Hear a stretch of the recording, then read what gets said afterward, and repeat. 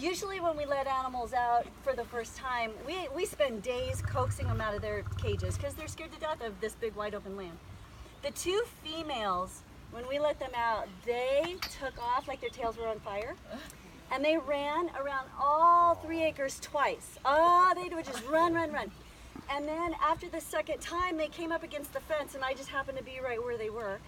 And they came up against the fence, and they were breathing so hard. And I started to make fun of them, like, oh, you girls are out of shape. But honestly, that's when I realized that they've never gotten to run before.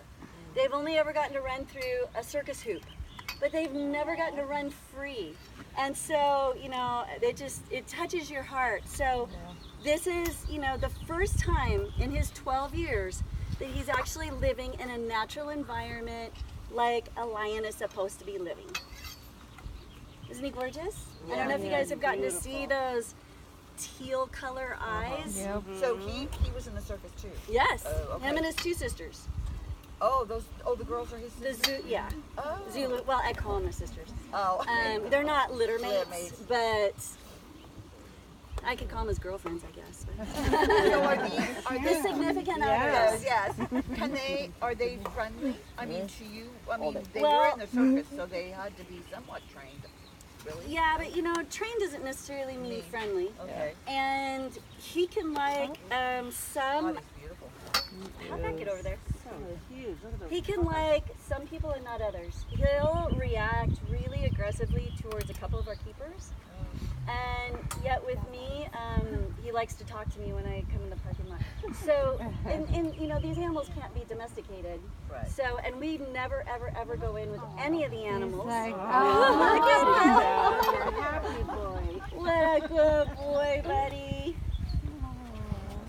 You know, it's just amazing to me that something so simple like that just makes your heart swell, and it'll make your day.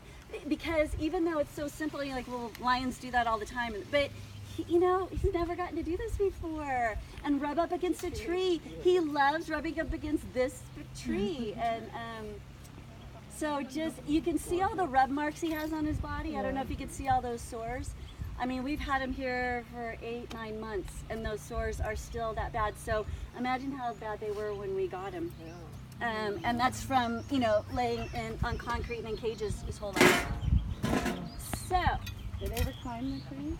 Sharpen those claws. That's a little scratch. Yeah, that's a well-scratched tree. Just like